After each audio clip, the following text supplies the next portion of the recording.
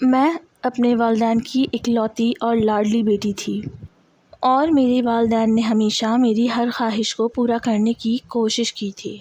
جب میں جوان ہوئی تو میرے رشتے کے لیے برادری اور محلے سے کئی لوگ آئے، لیکن میرے ابو ہمیشہ ایک ایسے لڑکے کی تلاش میں رہتے تھے جو نہ صرف پڑھا لکھا اور کماؤ پوت ہو، بلکہ اس کا اخلاق اور خاندانی پس منظر بھی بہت اچھا ہو۔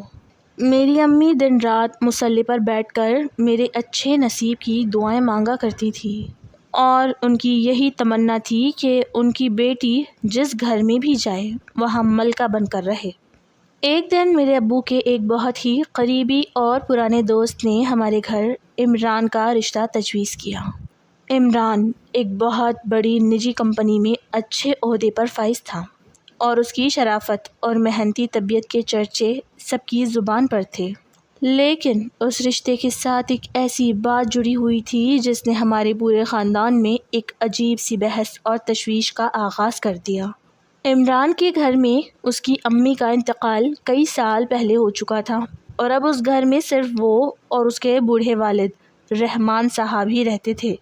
رحمان صاحب ایک ریٹائرڈ سرکاری ملازم تھے، اور اب عمر کے اس حصے میں تھے جہاں انسان کو دوسروں کی توجہ اور سہارے کی سخت ضرورت ہوتی ہے۔ جب یہ بات میرے چچا، چچی اور برادری کے دیگر رشتہ داروں تک پہنچی تو انہوں نے فوری طور پر اس رشتے کی شدید مخالفت شروع کر دی۔ میری چچی نے ایک دن ہماری بیٹھک میں آ کر بڑے پراسرار انداز میں کہا کہ تم اپنی اتنی معصوم اور نازوں سے پلی بیٹی کو ایسے گھر میں کیسے بھیج سکتی ہو جہاں کوئی عورت ہی موجود نہیں ہے؟ سارا دن گھر میں صرف ایک بوڑھا سسر ہوگا اور داماد صبح سویرے اپنی نوکری پر چلا جائے گا۔ آج کل کے حالات تم اچھی طرح جانتی ہو، انسان کی نیت بدلتے دیر نہیں لگتی، چاہے وہ بظاہر کتنا ہی بڑا بزرگ یا حاجی کیوں نہ ہو۔ ایک جوان لڑکی کا سارا دن ایک مرد کے ساتھ اکیلے گھر میں رہنا کسی بھی طرح عقل مندی اور حفاظت کی علامت نہیں ہے۔ برادری کے دوسرے لوگوں نے بھی یہی باتیں بار بار دہرائیں، اور میرے والدین کو ڈرایا کہ جہاں ساس موجود نہ ہو وہاں بہو کو سلیقہ سکھانے اور اس کی حفاظت کرنے والا کوئی نہیں ہوتا، اور ایسے مردانہ ماحول میں لڑکی کا دم گھٹ جاتا ہے، اور نیت خراب ہونے کے قصے تو روز اخبارات میں چھپتے ہیں۔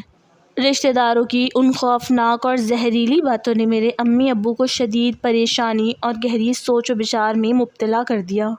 وہ دونوں راتوں کو جاگ کر میرے مستقبل کے بارے میں سوچتے اور پریشان ہوتے تھے۔ میرے ابو نے جب اپنے اسی دوست سے اس تشویش کا ذکر کیا تو اس نے مشورہ دیا کہ تم دنیا والوں کی باتوں میں آنے کے بجائے خود جا کر عمران اور اس کے والد سے ملو اور ان کے رہن سہن اور اخلاق کا خود اپنی آنکھوں سے اندازہ لگاؤ۔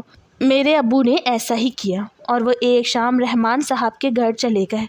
وہاں انہوں نے جو کچھ دیکھا اس نے ان کے دل کے تمام شکوک و شبہات اور خوف کو ایک ہی لمحے میں دور کر دیا۔ رحمان صاحب کی آنکھوں میں ایک سچے باپ کی شفقت تھی، اور ان کے چہرے پر ایک نورانی اور پاکیزہ سکون تھا۔ انہوں نے میرے ابو کا استقبال اتنی عزت، تعظیم اور محبت سے کیا کہ میرے ابو کا دل پگھل گیا۔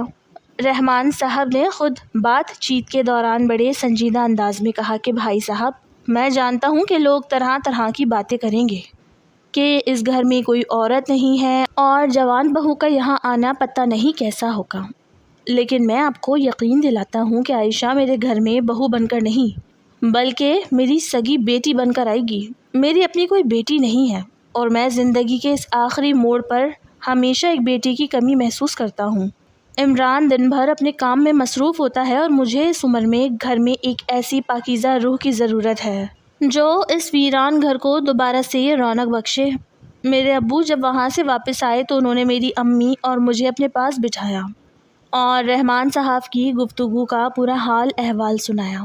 میں نے ہمیشہ اپنے ابو کے فیصلوں پر اندھا بھروسہ کیا تھا، اسی لیے میں نے ان کی بات سن کر خاموشی سے اپنا سر جھکا دیا اور اپنی رضامندی ظاہر کر دی، اگرچہ ہمارے رشتہ دار اب بھی پیٹھ پیچھے چہمگوئیوں میں مصروف تھے اور نیت بدلنے کے طعنے دے رہے تھے۔ لیکن میرے والدین نے اللہ کی ذات پر پورا توکل کرتے ہوئے شادی کی تاریخ پکی کر دی اور تیاریاں شروع کر دیں۔ ابو کا کہنا تھا کہ اگر خدا نخواستہ میری بیٹی کو وہاں کوئی بھی تکلیف یا پریشانی ہوئی تو میں خود دیکھ لوں گا۔ میری شادی کا دن انتہائی سادگی، وقار اور دعاؤں کے ساتھ گزرا اور میں رخصت ہو کر عمران کے گھر آ گئی، جہاں میرا استقبال میرے سسر رحمان صاحب نے اپنی آنکھوں میں خوشی کے آنسوؤں کے ساتھ کیا۔ انہوں نے میرے سر پر ہاتھ رکھ کر مجھے گھر کی چابی سونپی اور کہا کہ آج سے یہ گھر تمہارا ہے۔ شادی کے ابتدائی چند دن میرے لیے بالکل نئے اور مختلف تھے، لیکن عمران کی بے پناہ محبت اور میرے سسر کی بے غرض اور عظیم شفقت نے مجھے کبھی ایک لمحے کے لیے بھی یہ احساس نہیں ہونے دیا کہ اس گھر میں کوئی ساس نہیں ہے یا کوئی عورت موجود نہیں ہے۔ رحمان صاحب صبح سویرے مجھ سے بھی پہلے اٹھ جاتے تھے اور میرے کچن میں آنے سے پہلے ہی کچن کا چولہا اور برتن صاف کر دیتے تھے تاکہ ان کی نئی بہو کو صبح صبح کام کرنے میں کوئی تکلیف یا الجھن نہ ہو۔ وہ ہر بات میں میری پسند اور ناپسند کا خیال رکھتے تھے اور عمران کو بھی ہمیشہ یہی تاکید کرتے تھے کہ عائشہ اپنا پورا گھر بار، اپنے ماں باپ اور اپنی پرانی زندگی چھوڑ کر ہمارے پاس آئی ہے، اسی لیے اس کی خوشی اور آرام ہماری پہلی ترجیح ہونی چاہیے۔ میں دل ہی دل میں اپنے نصیب پر رشک کرتی اور سوچتی کہ دنیا والے کتنے جاہل اور غلط تھے جو ایسے نیک اور فرشتہ صرف انسان کے بارے میں شکوک و شبہات پیدا کر رہے تھے اور نیت خراب ہونے کی باتیں کر رہے تھے۔ میری شادی کو 1 ہفتہ گزر چکا تھا اور میرے امی ابو اپنی لاڈلی بیٹی سے ملنے اور میری نئی زندگی کا احوال دیکھنے کے لیے بہت زیادہ بےتاب تھے۔ میں نے اس دن صبح سے ہی پورے گھر کو دلہن کی طرح سجایا اور کچن میں جا کر اپنے امی ابو کی پسند کے لذیذ ترین پکوان تیار کرنے میں مصروف ہو گئی۔ رحمان صاحب نے بازار جا کر خود اپنی نگرانی میں بہترین پھل، مٹھائیاں اور ڈرائی فروٹ خریدے تاکہ اپنے سمندھیوں کا استقبال بھرپور اور شاندار طریقے سے کیا جا سکے۔ جب میرے امی اور ابو ہمارے گھر پہنچے تو عمران اور رحمان صاحب نے ان کا ایسا شاندار، پرجوش اور عزت دارانہ استقبال کیا جس نے میرے والدین کے دل جیت لیے۔ میری امی نے جب میرے چہرے پر دلی اطمینان اور سچی خوشی دیکھی تو ان کی آنکھوں سے شکرانے کے آنسو جاری ہو گئے۔ کھانے کی میز پر رحمان صاحب نے میرے ابو کا ہاتھ تھام کر کہا کہ بھائی صاحب، آپ نے مجھے اپنی زندگی کا سب سے قیمتی اور ناپید سرمایہ سونپا ہے اور میں آپ کو قسم کھا کر یقین دلاتا ہوں کہ عائشہ کو اس گھر میں کبھی کسی چیز کی یا کسی رشتے کی کمی محسوس نہیں ہوگی۔ میرے والدین نے جب خود اپنی آنکھوں سے دیکھا کہ ان کا داماد اور ان کی بیٹی کا سسر دونوں میرا کتنا احترام کرتے ہیں اور مجھے کتنی محبت دیتے ہیں تو ان کے دل سے وہ تمام خوف اور خدشات ہمیشہ کے لیے ختم ہو گئے جو ہمارے حسد کرنے والے رشتہ داروں نے پیدا کیے تھے۔ پورا دن ہنسی خوشی اور محبت کے سائے میں گزرا اور شام کے وقت جب میرے امی ابو نے واپس جانے کی اجازت چاہی تو میری آنکھیں نم ہو گئیں اور میں ان کے گلے لگ کر رونے لگی۔ رحمان صاحب نے میرے امی ابو کو الوداع کہتے ہوئے بہت سی دعائیں دیں اور عمران نے انہیں باہر گاڑی تک چھوڑا۔ میرے امی ابو اپنی گاڑی میں بیٹھ کر اپنے گھر کی طرف روانہ ہو گئے جو شہر کے آخری کونے پر تھا۔ ابھی ان کی گاڑی چند کلومیٹر ہی چلی تھی کہ سامنے سے آنے والے ایک تیز رفتار اور بے لگام ٹرک نے اپنا توازن کھو دیا اور وہ اندھی رفتار سے سیدھا میرے امی ابو کی گاڑی سے ٹکرا گیا۔ حادثہ اتنا ہولناک اور شدید تھا کہ گاڑی کے پرخچے اڑ گئے اور میرے پیارے امی ابو موقع پر ہی دم توڑ گئے۔ اس ہولناک واقعے کی خبر جب چند گھنٹوں بعد پولیس کے ذریعے عمران کے موبائل پر ملی تو ہمارے پورے گھر پر جیسے اچانک کوئی بہت بڑی قیامت ٹوٹ پڑی۔ عمران کا چہرہ زرد ہو گیا اور اس نے انتہائی بوجھل دل اور کانپتی آواز کے ساتھ یہ بات اپنے والد کو اکیلے میں بتائی۔ رحمان صاحب کا دل بھی اس ناگہانی اور شدید آفت پر دہل گیا، لیکن انہوں نے خود کو بہت مضبوطی سے سنبھالا کیونکہ وہ جانتے تھے کہ اگر وہ اس وقت کمزور پڑ گئے تو مجھے کون سنبھالے گا۔ جب عمران نے روتے ہوئے مجھے اس ہولناک حادثے کا بتایا تو میں بالکل نڈھال ہو گئی۔ میرے پیروں تلے سے جیسے زمین ہی نکل گئی۔ میں پاگلوں کی طرح چیختی اور چلاتی رہی اور اپنے امی ابو کو پکارتی رہی۔ میرا پورا وجود شدید صدمے سے کانپ رہا تھا اور مجھے لگ رہا تھا کہ میری سانسیں بھی رک جائیں گی۔ عمران اور رحمان صاحب فوری طور پر مجھے لے کر ہسپتال پہنچے جہاں تمام ضروری کارروائیوں کے بعد میرے والدین کے بے جان جسم ہمارے حوالے کیے گئے۔ میں اپنے ماں باپ کی لاشوں کو ٹکڑوں میں دیکھ کر پاگل ہو رہی تھی۔ میں بار بار ان کے ٹھنڈے چہروں کو چھوتی اور کہتی کہ ابھی تو آپ مجھ سے مل کر گئے تھے، ابھی تو آپ نے مجھے گلے لگا کر پیار کیا تھا، مجھے اس دنیا میں بالکل اکیلا چھوڑ کر کہاں چلے گئے؟ تدفین کے تمام مراحل انتہائی غمگین اور بوجھل ماحول میں طے پائے۔ میرے وہ تمام رشتہ دار جو شادی کے وقت میری نیت اور سسر کے بارے میں باتیں بنا رہے تھے، وہ بھی جنازے پر پہنچے ہوئے تھے، لیکن ان کے چہروں پر صرف دکھاوا اور منافقت تھی۔ اصل درد اور ویرانی تو صرف میرے دل میں تھی، جو ایک ہی جھٹکے میں اپنے والدین کے سائے اور ان کی مخلصانہ محبت سے ہمیشہ کے لیے محروم ہو چکی تھی۔ تدفین کے بعد جب سب لوگ اپنے اپنے گھروں کو لوٹ گئے اور میں اپنے سسرال کے ایک اندھیرے اور ویران کمرے میں بیٹھی اکیلی رو رہی تھی، تو مجھے اپنی پوری زندگی اندھیر اور بے مقصد لگنے لگی۔ مجھے شدت سے محسوس ہو رہا تھا کہ اب اس پوری دنیا میں میرا اپنا کوئی نہیں رہا جو مجھ سے بے غرض اور سچی محبت کر سکے اور میرا خیال رکھ سکے۔ اسی کربناک لمحے میں میرے کمرے کا دروازہ کھلا اور میرے سسر رحمان صاحب اندر داخل ہوئے۔ ان کے اپنے چہرے پر بھی گہرا دکھ تھا۔ وہ آہستہ آہستہ چلتے ہوئے میرے قریب آئے اور انہوں نے انتہائی محبت سے میرے سر پر اپنا کانپتا ہوا ہاتھ رکھ دیا۔ رحمان صاحب کی اپنی آنکھوں سے بھی موٹے موٹے آنسو بہہ رہے تھے۔ انہوں نے میرے سر پر ہاتھ رکھ کر انتہائی دھیمی اور بھاری آواز میں کہا کہ میری پیاری بیٹی، اپنے دل کو چھوٹا مت کرو، اللہ کے فیصلے بڑے بے نیاز ہوتے ہیں اور ہم اس کی رضا کے سامنے مجبور ہیں، لیکن تم آج کے بعد خود کو کبھی بھی اس دنیا میں تنہا اور لاوارث مت سمجھنا۔ آج سے میں صرف تمہارا سسر نہیں ہوں، بلکہ تمہارا وہی بوڑھا باپ ہوں جو تمہیں روتا ہوا چھوڑ کر چلا گیا ہے۔ میں اپنے جیتے جی تمہیں کبھی کسی چیز کی اور کسی سہارے کی کمی محسوس نہیں ہونے دوں گا۔ اب سے میں تمہارا بہت خیال رکھوں گا اور تمہیں زندگی کے کسی بھی کٹھن موڑ پر کبھی تنہا نہیں چھوڑوں گا۔ تمہارے ماں باپ نے مرنے سے پہلے مجھے جو امانت سونپی تھی، میں اس امانت کی حفاظت اپنی جان سے بڑھ کر کروں گا۔ تم جب بھی خود کو اکیلا پاؤ گی، مجھے ایک باپ کی طرح اپنے سامنے کھڑا پاؤ گی۔ رحمان صاحب کے ان مخلصانہ الفاظ نے میرے زخمی اور چور چور دل پر ایک بہت بڑے مرہم کا کام کیا۔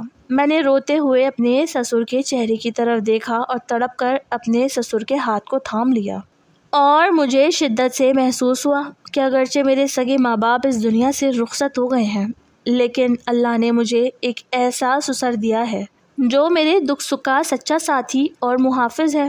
عمران بھی میری اس حالت پر بہت رنجیدہ تھا، اور اس نے بھی مجھے یقین دلایا کہ وہ ہر حال میں میرا ساتھ نبھائے گا۔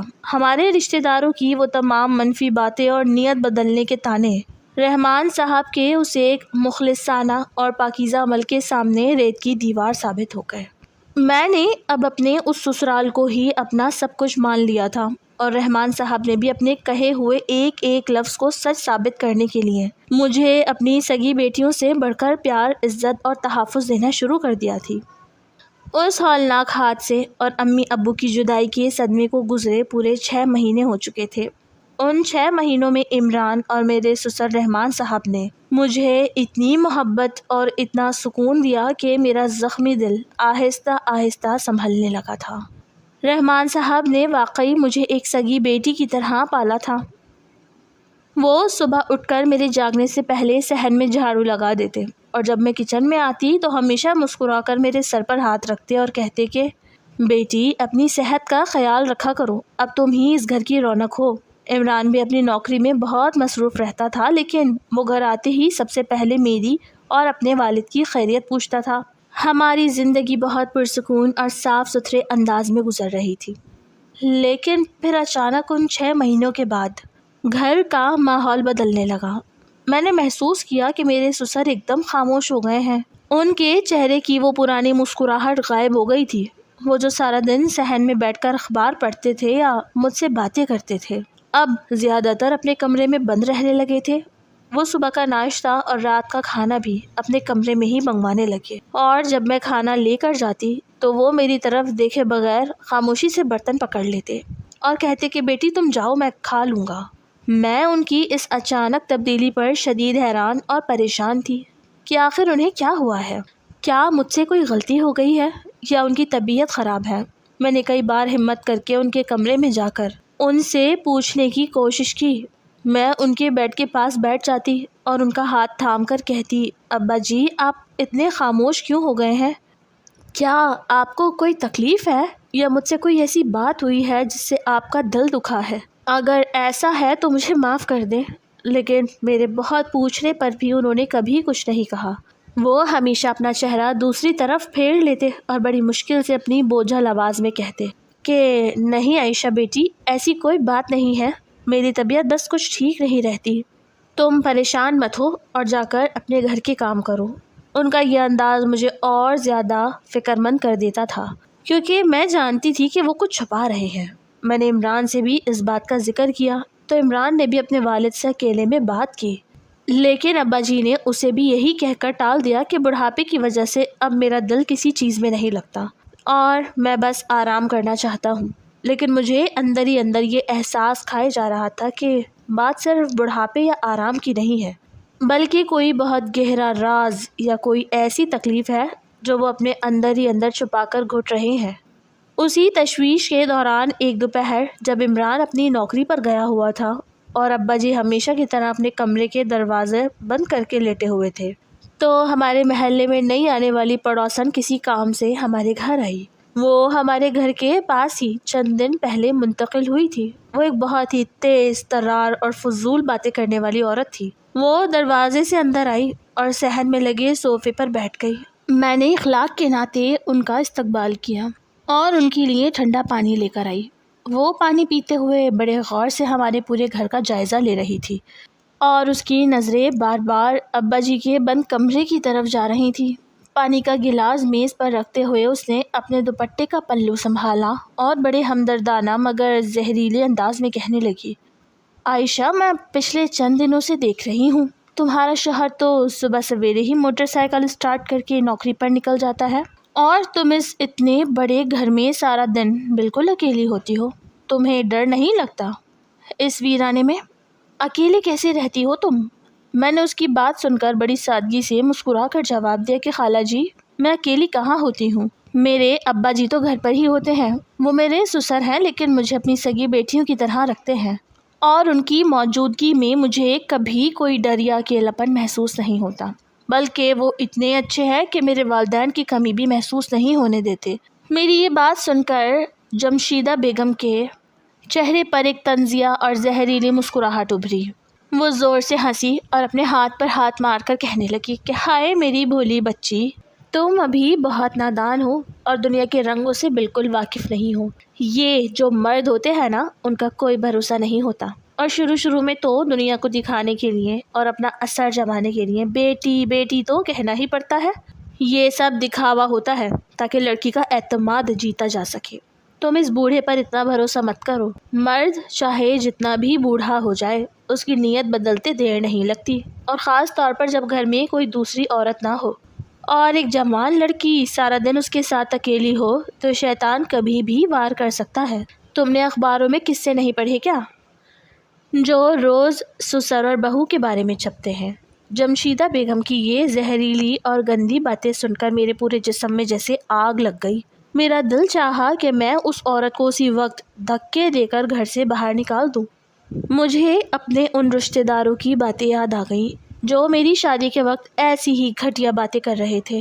میں نے اپنے غصے پر قابو پایا اور بڑی سختی سے جمشیدہ بیگم کی طرف دیکھ کر کہا کہ خالہ جی مہربانی کر کے میرے گھر میں بیٹھ کر ایسی گھٹیا باتیں مت کریں۔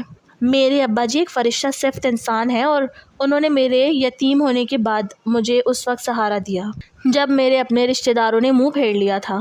ان کی نیت اور ان کی پاکیزگی پر مجھے اپنی جان سے زیادہ بھروسہ ہے، اسی لیے آپ دوبارہ کبھی میرے سامنے ایسی باتیں مت کیجیے گا۔ میری یہ سخت گفتگو سن کر جمشیدہ بیگم کا چہرہ اتر گیا۔ وہ بڑبڑاتی ہوئی کھڑی ہوئی اور کہنے لگی کہ اچھا بابا، میں تو تمہاری بھلائی کے لیے کہہ رہی تھی، باقی تمہاری مرضی، بھگتو گی تو تم ہی۔ اور یہ کہہ کر وہ چلی گئی۔ اس کے جانے کے بعد میں صحن میں بیٹھ کر رونے لگی۔ مجھے اس بات کا دکھ تھا کہ دنیا اتنی پاکیزہ رشتے کو بھی کتنی گندی نظر سے دیکھتی ہے، لیکن اس واقعے کے بعد میرے دل میں ایک نیا خوف بیٹھ گیا کہ اگر ابا جی کی یہ خاموشی اسی طرح برقرار رہی تو محلے والے باتیں بنانا شروع کر دیں گے۔ کہیں کسی کو یہ نہ لگے کہ میں نے ابا جی کی خدمت میں کوئی کمی کر دی ہے یا پھر انہیں میری ذات سے کوئی تکلیف ہے۔ میرے دل میں ایک عجیب سی بے چینی اور اضطراب نے جنم لے لیا تھا۔ اگرچہ مجھے اپنے سسر رحمان صاحب کی پاکیزہ نیت اور ان کے فرشتہ صفت کردار پر پورا اور اندھا بھروسہ تھا، لیکن دنیا والوں کی گندی سوچ اور حسد سے بھری باتوں نے میرے ذہن کو ایک عجیب سے خوف میں مبتلا کر دیا تھا۔ میں نے اسی وقت مصلی پر بیٹھ کر اللہ سے دعا مانگی اور فیصلہ کیا کہ میں دنیا کی پرواہ کیے بغیر اپنے ابا جی کی مزید دل و جان سے خدمت کروں گی اور ان کی اس خاموشی کو دور کرنے کی ہر ممکن کوشش کروں گی، کیونکہ وہ میرے محسن تھے جنہوں نے میرے یتیم ہونے کے بعد مجھے سگی بیٹی کا مان دیا تھا۔ میں نے اگلے ہی دن سے ابا جی کا پہلے سے بھی زیادہ خیال رکھنا شروع کر دیا۔ میں صبح سویرے اٹھ کر ان کے لیے ان کی پسند کا نرم ناشتہ تیار کرتی اور خود ان کے کمرے میں لے کر جاتی، اگرچہ وہ اب بھی خاموش رہتے اور برتن پکڑ کر نظریں جھکا لیتے، لیکن میں ہار ماننے والی نہیں تھی۔ میں دن بھر گھر کے سارے کام کاج اکیلے ہی نمٹاتی، کچن کی صفائی سے لے کر کپڑے دھونے اور پورے گھر کو چمکانے تک کا سارا کام میں اتنی جلدی اور خوش دلی سے کرتی تاکہ مجھے ابا جی کے پاس بیٹھنے کا زیادہ سے زیادہ وقت مل سکے۔ میں دوپہر کو ان کے لیے تازہ پھلوں کا رس نکالتی اور زبردستی انہیں پلاتی۔ میں گھنٹوں ان کے سرہانے بیٹھ کر ان سے اپنے میکے کی باتیں کرتی، اپنے امی ابو کی یادیں تازہ کرتی تاکہ وہ بھی اپنی خاموشی توڑیں اور مجھ سے گفتگو کریں۔ میں ان کے کپڑے خود استری کرتی، ان کے کمرے کی چادریں روز بدلتی اور ہر وقت اس کوشش میں رہتی کہ انہیں کسی بھی چیز کی تکلیف نہ ہو۔ عمران جب رات کو تھکا ہارا نوکری سے واپس آتا تو وہ بھی میری اس بے غرض خدمت کو دیکھ کر دل ہی دل میں میرا ممنون ہوتا اور کہتا کہ عائشہ، تم نے میرے بوڑھے باپ کو جس طرح سنبھالا ہے اس کا اجر تمہیں صرف اللہ ہی دے سکتا ہے۔ لیکن ان تمام کوششوں کے باوجود ابا جی کی حالت دن بدن عجیب ہوتی جا رہی تھی۔ ان کی خاموشی ایک گہرے تالاب کی طرح ساکت ہو چکی تھی جس میں کوئی ہلچل نہیں ہوتی تھی۔ وہ دن بھر بستر پر لیٹے چھت کو گھورتے رہتے اور کبھی کبھی ان کی آنکھوں کے گوشوں سے آنسو نکل کر ان کی سفید داڑھی میں جذب ہو جاتے۔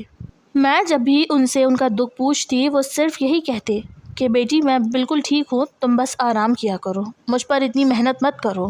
مجھے ان کے اس جملے میں ایک عجیب سی بے بسی اور تڑپ محسوس ہوتی تھی، جیسے وہ کچھ کہنا چاہتے ہوں لیکن ان کے الفاظ ان کے حلق میں ہی دم توڑ جاتے ہوں۔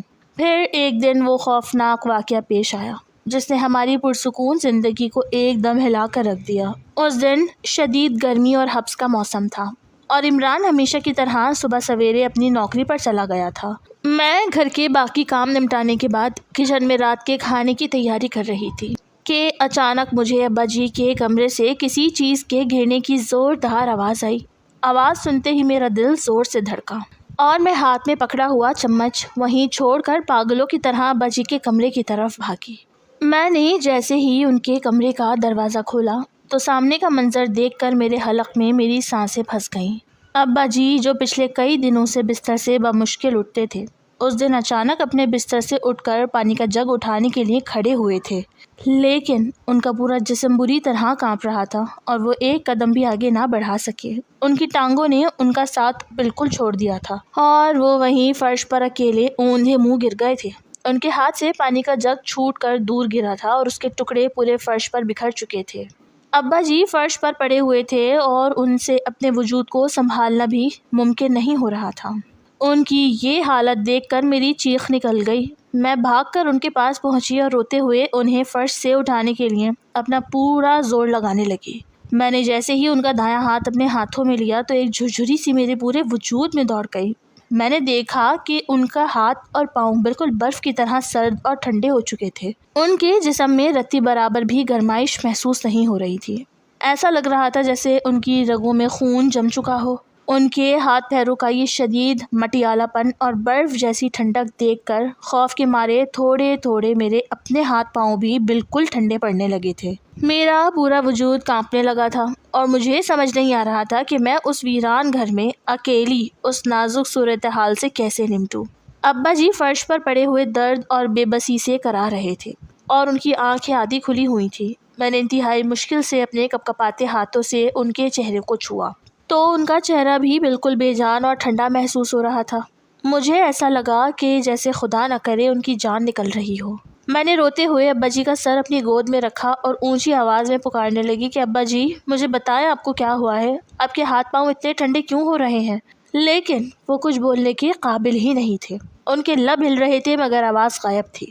ان کی اس خطرناک حالت نے مجھے اندر سے بالکل توڑ دیا تھا اور میرا اپنا بلڈ پریشر بھی جیسے بالکل گر گیا تھا، اور میرے اپنے ہاتھ پاؤں بھی اسی خوف اور صدمے کی وجہ سے ابا جی کی طرح آہستہ آہستہ بے جان اور ٹھنڈے ہوتے جا رہے تھے۔ میں نے انتہائی مشکل سے اپنے کپکپاتے ہوئے وجود کو سنبھالا اور ہوش میں آتے ہی اپنے سسر کے بے جان جسم کو فرش سے اٹھانے کی کوشش کی۔ میں نے اپنی زندگی کا پورا زور لگا کر انہیں فرش سے آہستہ آہستہ اوپر اٹھایا اور گھسیٹتے ہوئے بستر تک لے گئی، جہاں میں نے انہیں سیدھا لٹایا اور ان پر فوراً ایک چادر ڈال دی۔ ابا جی کا پورا وجود اس چلچلاتی گرمی میں بھی ایسے کانپ رہا تھا جیسے وہ کسی شدید سردی کے علاقے میں کھڑے ہوں۔ ان کے ہونٹ نیلے پڑ رہے تھے اور ان کی آنکھیں پتھرائی ہوئی تھیں۔ میں نے بستر کے سرہانے رکھا ہوا اپنا موبائل فون اٹھایا اور میرے ہاتھ اس قدر کانپ رہے تھے کہ مجھ سے عمران کا نمبر بھی ڈائل نہیں ہو رہا تھا۔ میں نے جیسے ہی عمران کا نمبر ملایا اور دوسری طرف سے اس کی آواز آئی تو میں پھٹ پڑی اور پاگلوں کی طرح روتے ہوئے چیخنے لگی کہ عمران تم فوراً گھر آ جاؤ، ابا جی کی حالت بہت خراب ہے، وہ کمرے میں گر گئے ہیں اور ان کا پورا جسم برف کی طرح ٹھنڈا ہو چکا ہے۔ مجھے کچھ سمجھ نہیں آ رہا کہ میں کیا کروں، میرے اپنے ہاتھ پاؤں بھی خوف کے مارے جم چکے ہیں۔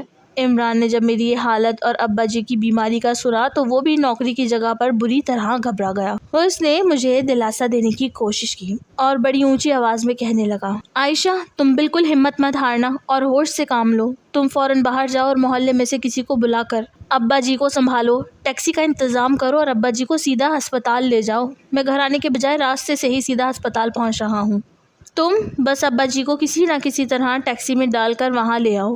عمران کا یہ فیصلہ سنتے ہی میرے اندر جیسے ایک نئی طاقت آ گئی۔ میں نے فوراً ابا جی کے کمرے کو لاک کیا اور باہر گلی میں بھاگ کر گئی۔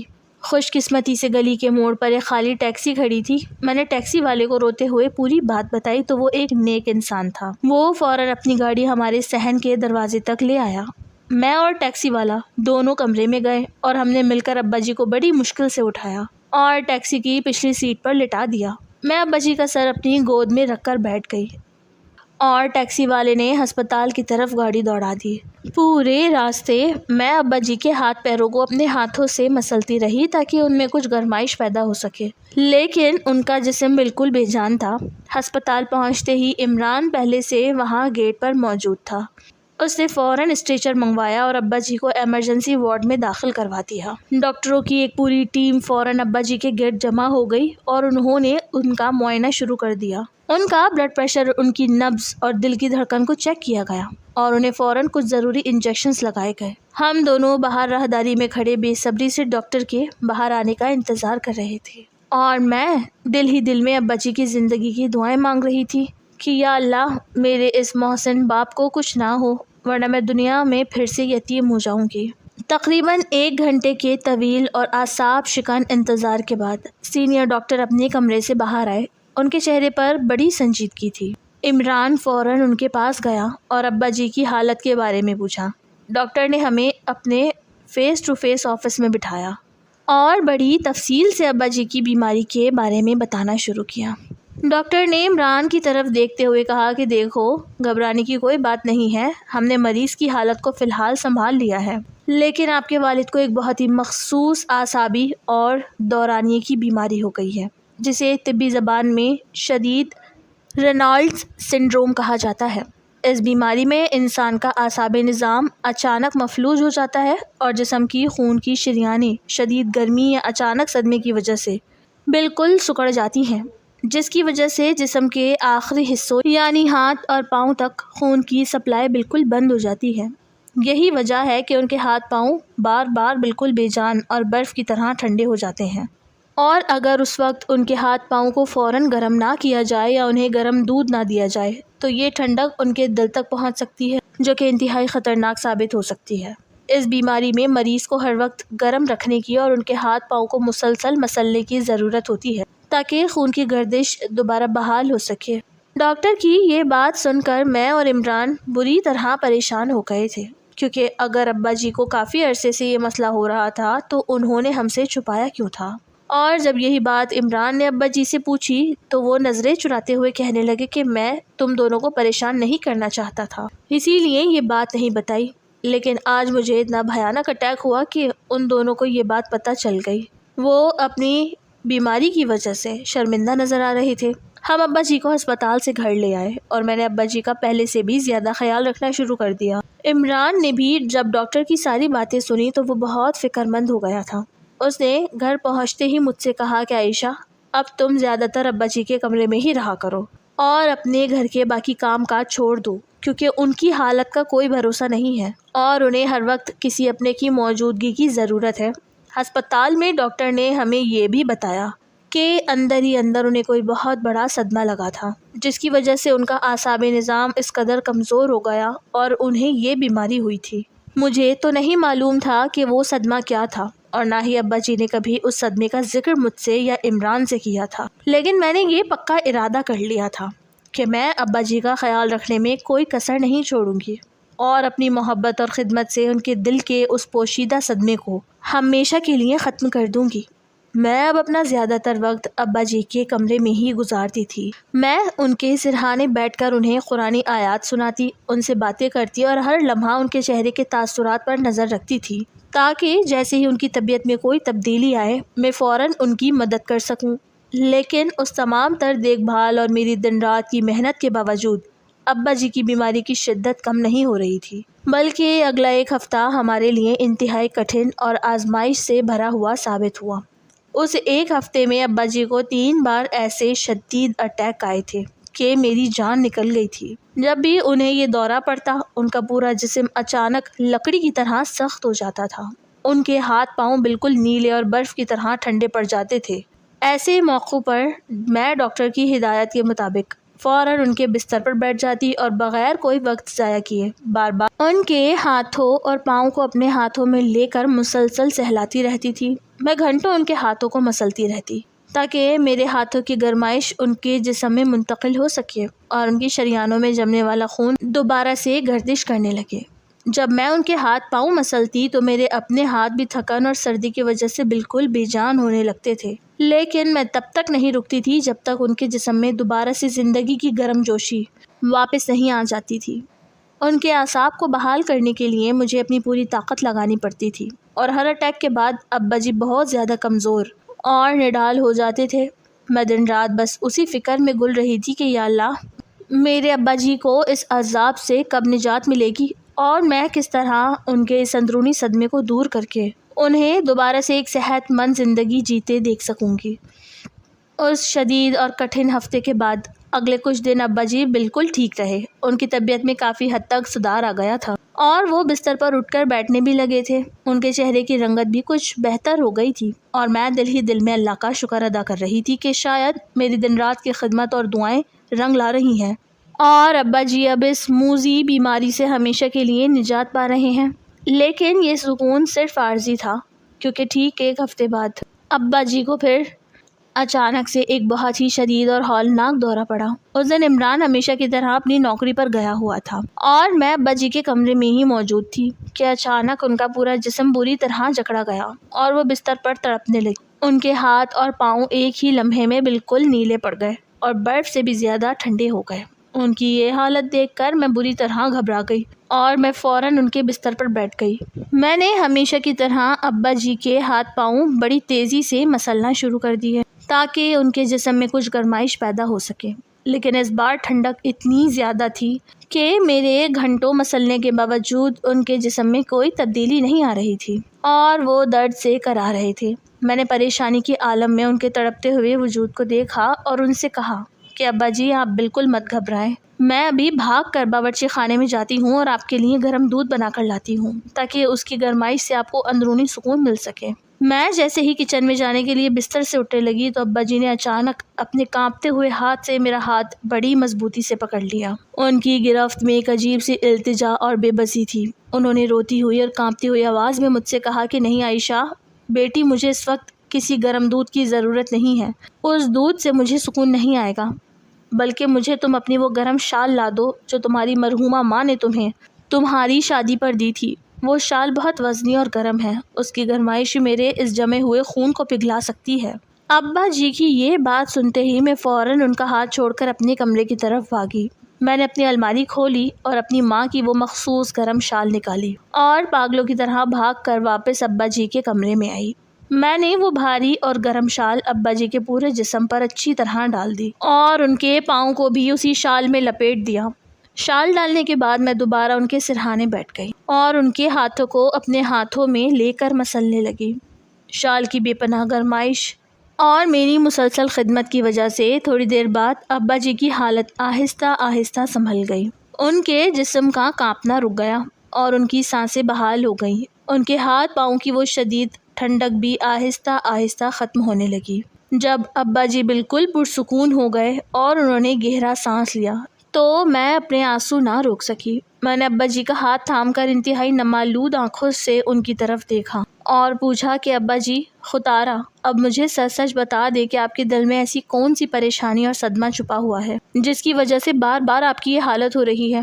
ڈاکٹر نے بھی کہا تھا کہ آپ کو اندر ہی اندر کوئی بہت بڑا دکھ کھا رہا ہے۔ آپ مجھے اپنی بیٹی مانتے ہیں نا، تو پھر اپنی بیٹی سے اپنا وہ دکھ کیوں چھپا رہے ہیں؟ میری یہ مخلصانہ اور درد بھری بات سن کر ابا جی کا ضبط یکدم ٹوٹ گیا اور وہ ایک چھوٹے بچے کی طرح پھوٹ پھوٹ کر رونے لگے۔ ان کی آنکھوں سے آنسوؤں کا سیلاب بہہ نکلا اور وہ اپنے دونوں ہاتھوں سے اپنا چہرہ چھپا کر زارو خطار رونے لگے۔ ان کا اس طرح رونا میرے دل کو چیر گیا، کیونکہ میں نے زندگی میں پہلی بار اپنے اس باوقار اور فرشتہ صفت باپ کو اسی طرح بے بسی سے روتے ہوئے دیکھا تھا۔ ابا جی نے جب اپنے چہرے سے دونوں ہاتھ ہٹائے تو ان کی آنکھیں غم اور شرمندگی سے بالکل سرخ ہو چکی تھیں۔ انہوں نے ہچکیاں لیتے ہوئے میرا ہاتھ تھاما اور اپنے روتے ہوئے وجود کو سنبھال کر کہنے لگے کہ عائشہ بیٹی، میں تمہیں اور عمران کو کبھی پریشان نہیں کرنا چاہتا تھا، لیکن آج میں تمہیں وہ سچ بتاتا ہوں جس نے مجھے اندر ہی اندر زندہ درگور کر دیا تھا اور جس صدمے کی وجہ سے میں اپنے کمرے میں بالکل بند ہو گیا تھا۔ تم جانتی ہو کہ میں روز شام کو گھر کے حالات اور اکیلے پن سے اکتا کر تھوڑی دیر کے لیے گھر سے باہر نکلتا تھا تاکہ میرا دل بہل جائے اور میں اپنے ہم عمر دوستوں سے مل سکوں۔ گلی کے بالکل باہر کی طرف جو ایک بڑا پارک بنا ہوا ہے، میں وہاں جا کر روز شام کو بیٹھتا تھا، جہاں محلے کے اور بھی بہت سے بوڑھے مرد آتے تھے اور وہاں دوسری طرف کچھ بوڑھی عورتیں بھی آ کر بیٹھا کرتی تھیں۔ شروع میں تو سب کچھ بالکل ٹھیک تھا، ہم سب مل کر پرانی باتیں کرتے اور اپنے زمانے کی یادیں تازہ کرتے تھے، جس سے میرا ذہنی دباؤ کچھ کم ہو جاتا تھا۔ لیکن دھیرے دھیرے ان لوگوں کے رویے میں ایک عجیب سی تبدیلی آنے لگی اور ان لوگوں نے مجھے ذہنی طور پر ٹارچر کرنا شروع کر دیا تھا۔ محلے کے ان بوڑھوں اور عورتوں نے ہمارے پاکیزہ رشتے کو اپنی گندی اور غلیظ سوچ کا نشانہ بنا لیا تھا۔ وہ روز پارک میں میرے بیٹھتے ہی میرے اور تمہارے تنہا گھر میں رہنے کو لے کر طرح طرح کی غلیظ باتیں بناتے تھے اور آوازیں کستے تھے۔ وہ بوڑھے مرد ہنس کر مجھ سے پوچھتے تھے کہ رحمان صاحب، جوان بہو کے ساتھ سارا دن اکیلے گھر میں کیسے وقت گزرتا ہے؟ اور یہ باتیں دھیرے دھیرے میری برداشت سے بالکل باہر ہو گئی تھی، کیونکہ ان لوگوں کا کہنا تھا کہ سارا دن تمہارا شوہر تو نوکری پر چلا جاتا ہے اور پیچھے سے اس بند گھر میں رحمان صاحب نہ جانے اپنی جوان بہو کے ساتھ کیا کچھ کرتے رہتے ہیں۔ عائشہ بیٹی، جب وہ لوگ میرے سفید بالوں اور میری عمر کا لحاظ کیے بغیر اتنی گھٹیا تہمت مجھ پر اور تم جیسی معصوم بیٹی پر لگاتے تھے تو میرا دل چاہتا تھا کہ میں وہیں زمین میں دھس جاؤں۔ میں انہیں روز سمجھاتا تھا کہ وہ میری سگی بیٹیوں کی طرح ہیں، لیکن ان بیمار ذہن کے لوگوں نے میری ایک نہ سنی اور روز کا یہ ٹارچر میری روح کو زخمی کر گیا۔ مجھے ایسا لگا کہ میری وجہ سے تمہاری عزت پر حرف آ رہا ہے، اور اس شدید صدمے اور خوف کی وجہ سے میں نے باہر جانا بالکل چھوڑ دیا اور خود کو اس کمرے میں بند کر لیا تاکہ دنیا کی یہ گندی نظریں میرے گھر تک نہ پہنچ سکیں۔ لیکن یہ صدمہ میرے اندر ایک زہر بن کر پھیل گیا جس نے میرے اعصاب کو توڑ دیا اور میری یہ حالت ہو گئی۔ ابا جی کی یہ کربناک داستان سن کر میری آنکھوں سے بھی غصے اور دکھ کے آنسو بہنے لگے کہ دنیا کس قدر بے رحم ہے جو ایک باپ اور بیٹی کے رشتے کو بھی گندگی کی اینک سے دیکھتی ہے۔ ابا جی نے اپنے آنسو پوچھتے ہوئے میری طرف دیکھا اور ان کے چہرے پر ایک عجیب سی مایوسی اور شکست کا احساس تھا۔ انہوں نے انتہائی دھیمے اور ٹوٹے ہوئے لہجے میں مجھ سے کہا، عائشہ بیٹی، میں اب بہت تھک چکا ہوں اور اس عمر میں مجھ میں اتنی سکت نہیں کہ میں دنیا والوں کی ان گندی تہمتوں اور غلیظ باتوں کا سامنا کر سکوں۔ میں اب یہی سوچ رہا ہوں کہ میں کسی اولڈ ہوم میں چلا جاؤں تاکہ تم دونوں بچوں کی زندگی سکون سے گزر سکیں اور میری وجہ سے تم لوگوں کو کوئی تکلیف یا بدنامی نہ اٹھانی پڑے، کیونکہ اگر میں یہاں رہا تو یہ لوگ اسی طرح باتیں بناتے رہیں گے۔ ابا جی کے منہ سے اولڈ ہوم جانے کی یہ دردناک بات سن کر میرا دل جیسے پھٹ گیا اور میں پاگلوں کی طرح رونے لگی۔ میں نے تڑپ کر ان کے دونوں ہاتھ تھام لیے اور روتے ہوئے کہا کہ ابا جی، خدارا ایسی باتیں مت کریں، آپ ہمیں چھوڑ کر کہیں نہیں جائیں گے۔ اگر آپ چلے گئے تو میرے اس دنیا میں کوئی باپ نہیں رہے گا اور میں پھر سے یتیم ہو جاؤں گی۔ ہم دنیا والوں کی وجہ سے اپنے مخلص باپ کو خود سے دور کبھی نہیں کریں گے۔ میں ابھی ابا جی کو تسلی ہی دے رہی تھی اور ہم دونوں رو رہے تھے کہ اسی لمحے میرا شوہر عمران نوکری سے واپس آ گیا۔ وہ جیسے ہی کمرے میں داخل ہوا تو ہم دونوں کو اس طرح روتا دیکھ کر بری طرح گھبرا گیا۔ اس نے فوراً اپنا بیگ میز پر رکھا اور ہمارے پاس بستر پر بیٹھ گیا۔ عمران نے پریشانی سے مجھ سے پوچھا کہ عائشہ، کیا ہوا ہے؟ ابا جی کو پھر سے کوئی اٹیک آیا ہے کیا؟ اور تم اس طرح کیوں رو رہی ہو؟ میں نے اپنے آنسوؤں کو صاف کیا اور عمران کا ہاتھ پکڑ کر اسے ابا جی کی خاموشی، ان کی اس اعصابی بیماری کی اصل وجہ اور پارک کے ان بوڑھے مردوں اور عورتوں کے غلیظ ٹارچر کی ساری سچی بات تفصیل سے بتا دی، جو وہ پچھلے کئی مہینوں سے ابا جی کے ساتھ کر رہے تھے۔ اور ساتھ ہی میں نے عمران کو یہ بھی بتایا کہ ابا جی اب اولڈ ہوم جانے کی بات کر رہے ہیں۔ یہ ساری دردناک اور ہولناک حقیقت سن کر عمران کی آنکھوں میں غصے اور دکھ کے آنسو آ گئے۔ اس کا پورا وجود کانپ اٹھا، لیکن اس نے بہت سمجھداری اور مضبوطی سے خود کو سنبھالا۔ عمران فوراً آگے بڑھا اور اس نے اپنے بوڑھے باپ کو اپنے مضبوط سینے سے لگا لیا۔ اس نے ابا جی کے سر پر چومتے ہوئے انتہائی محبت اور یقین سے بھرپور آواز میں کہا کہ ابا جی، دنیا والوں کے کہنے سے کچھ نہیں ہوتا، یہ دنیا تو سب پر ہی انگلیاں اٹھاتی ہے۔ مجھے اچھی طرح پتہ ہے کہ میرے ابا جی کتنے پاک باز اور فرشتہ صفت ہیں، اور مجھے اپنی بیوی عائشہ کی پاک دامنی اور اس کی حیا پر اپنی جان سے زیادہ بھروسہ ہے۔ آپ ان گندے اور بیمار ذہن کے دنیا والوں کی فکر کرنا بالکل چھوڑ دیں۔ لیکن ابا جی، آپ نے مجھے یہ بات پہلے کیوں نہیں بتائی؟ اگر آپ مجھے پہلے بتا دیتے تو میں ان لوگوں کو ان کی اوقات یاد دلا دیتا اور آپ کو اس حد تک تکلیف نہ اٹھانی پڑتی۔ عمران نے اپنے باپ کو بہت پیار سے سنبھالا اور ان کا حوصلہ بڑھایا کہ وہ اکیلے نہیں ہیں۔ پھر عمران نے مڑ کر میرا ہاتھ تھاما اور مجھے بھی اپنے ساتھ لگا کر تسلی دی کہ عائشہ، تم نے ایک سگی بیٹی بن کر میرے باپ کی جو خدمت کی ہے، اس کا صلہ دنیا والے نہیں بلکہ میرا رب دے گا۔ تم ان محلے والوں کی باتوں پر اپنا دل چھوٹا مت کرو۔ عمران کی ان مخلصانہ باتوں نے ہم دونوں کے دلوں سے سارا خوف اور دکھ ہمیشہ کے لیے ختم کر دیا۔ عمران نے اسی وقت ایک بڑا فیصلہ کیا اور ابا جی سے کہا کہ ابا جی، ہم دنیا والوں کی زبان تو نہیں روک سکتے کیونکہ ان کا کام ہی گندگی پھیلانا ہے، اسی لیے ہم آپ کو ان گندے دنیا والوں سے ہی بالکل دور کر دیں گے۔ عمران نے اگلے ہی ہفتے اس محلے سے اپنا گھر تبدیل کرنے کا فیصلہ کر لیا اور اس نے شہر کے ایک دوسرے پرسکون اور اچھے علاقے میں خوبصورت گھر کرائے پر لے لیا، جہاں کوئی ہمیں جانتا نہیں تھا اور نہ ہی کوئی فضول باتیں کرنے والا تھا۔ ہم ابا جی کو لے کر اس نئے گھر میں منتقل ہو گئے، جہاں کا ماحول بہت ہی پرسکون اور صاف ستھرا تھا۔ نئے گھر میں آنے کے بعد میں نے ابا جی کی خدمت میں کوئی کسر نہیں چھوڑی اور عمران بھی ان کے ساتھ زیادہ وقت گزارنے لگا۔ دھیرے دھیرے سب کچھ بالکل ٹھیک ہو گیا۔ ابا جی کے دل سے وہ پرانا صدمہ اور خوف ہمیشہ کے لیے نکل گیا اور ان کی وہ اعصابی بیماری اور ہاتھ پاؤں کا ٹھنڈا ہونا بھی بالکل ختم ہو گیا۔ وہ اب مسکراتے تھے اور ہمارے ساتھ صحن میں بیٹھ کر چائے پیتے تھے۔ ہم نے دنیا والوں کو پیچھے چھوڑ کر اپنی پاکیزہ محبت سے اپنے گھر کو دوبارہ جنت بنا لیا تھا، کیونکہ پاک نیت ہمیشہ سرخرو ہوتی ہے۔